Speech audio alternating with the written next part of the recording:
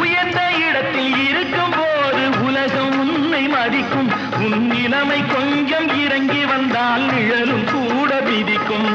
மதியாதார் தலைவாசல் மிதிக்காதே என்று மானமுள்ள மனிதனுக்கு அவ்வை சொன்னது.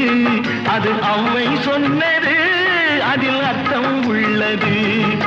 பரமசிவன் கழுத்தில் இருந்து பாம்பு கேட்டது, கருடா சௌக்கியம்